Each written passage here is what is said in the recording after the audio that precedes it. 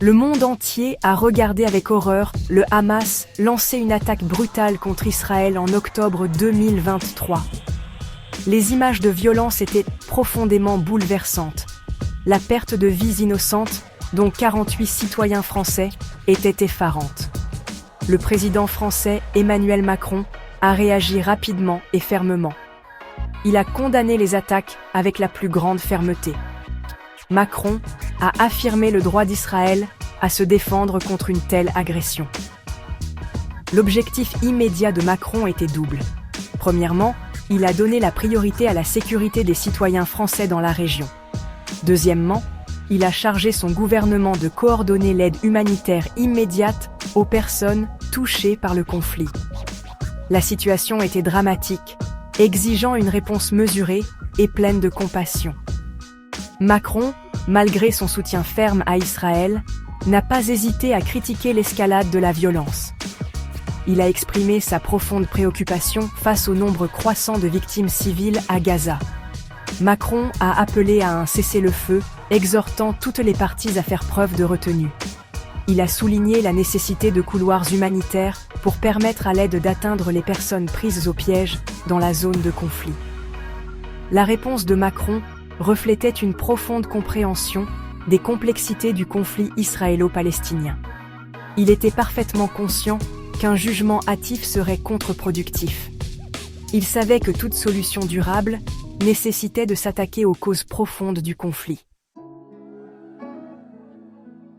L'approche de Macron concernant le conflit israélo-palestinien a été marquée par un engagement envers la diplomatie et le dialogue. Il a constamment plaidé pour une solution à deux États comme seule voie viable vers une paix durable. Cette vision est ancrée dans la conviction que les Israéliens et les Palestiniens méritent un avenir sûr et prospère.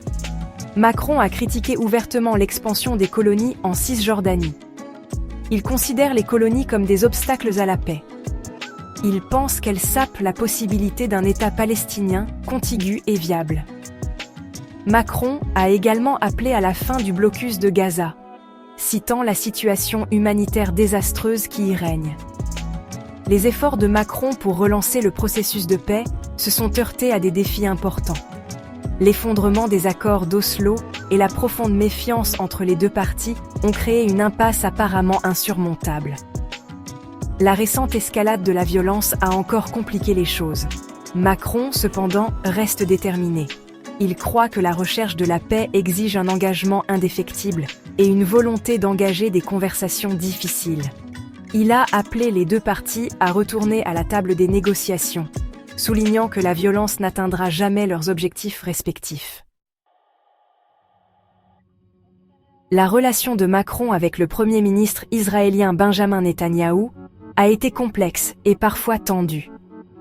Les deux dirigeants partagent un engagement commun à lutter contre le terrorisme. Ils reconnaissent également l'importance de la relation bilatérale entre la France et Israël. Cependant, il y a eu des points de friction. Macron a critiqué les politiques de Netanyahou sur les colonies. Il a également exprimé son inquiétude concernant le traitement des Palestiniens par Israël dans les territoires occupés. La relation a été mise à l'épreuve par les commentaires de Macron concernant un éventuel embargo sur les armes contre Israël. Bien que Macron ait par la suite clarifié sa position, l'incident a mis en évidence l'équilibre délicat qu'il doit trouver. Malgré ces défis, Macron a maintenu des lignes de communication ouvertes avec Netanyahou. Il comprend l'importance du dialogue, même en cas de désaccord. Macron reconnaît que trouver un chemin vers la paix exige de travailler avec toutes les parties impliquées.